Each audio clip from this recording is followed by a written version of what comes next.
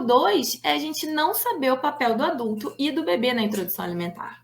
A gente precisa saber o seguinte: o bebê define se ele vai comer. Eu sei que é difícil para vocês aceitarem isso, mas o bebê ele sabe o quanto ele precisa comer. Ele nasce com essa capacidade. Assim como na amamentação, no aleitamento materno, esse bebê ele sabe o quanto ele precisa mamar, né? A gente nem sabe o quanto ele mamou, né? O leite está lá no peito, ele vem, ele chora, ele mama 5 minutos, no dia seguinte ele mama meia hora, no dia seguinte ele mama 20 vezes, no outro dia ele mama 10. Esse bebê se autorregula. Então a gente precisa entender que o bebê sabe o quanto ele precisa comer.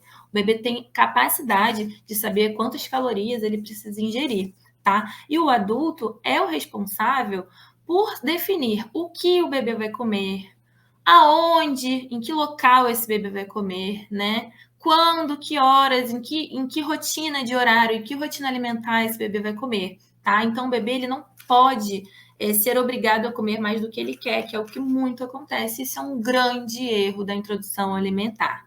Se o seu bebê for obrigado, forçado, pressionado, chantageado a comer mais do que ele quer, quando ele demonstra para você que ele está satisfeito, ele vai criar uma emoção negativa com o momento da refeição. E não é isso que a gente quer. A refeição ela precisa ser prazerosa, ela precisa ser respeitosa. Tá? E quando a gente também permite que o bebê tenha autonomia, o que é isso? É a gente deixar ele tocar na comida, é a gente deixar ele ver o pratinho, é a gente dar uma colherzinha na mão dele, né? Isso incentiva ele a querer comer, isso deixa que ele aprenda as cores dos alimentos, as formas, os sabores, as texturas, né? Essa divisão de responsabilidade, ela precisa estar muito clara quando a gente começa a introdução alimentar.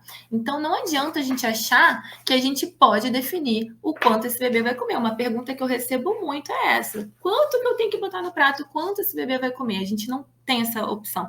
Então, a gente precisa entender. O bebê define o quanto ele vai comer, se ele vai comer, com que velocidade ele vai comer. E o adulto define o que, aonde e quando ele vai comer, tá? Então, foquem nessa divisão de responsabilidades e confiem no seu bebê. A confiança é muito importante. Quando a gente tem informação, a gente consegue confiar, tá bom?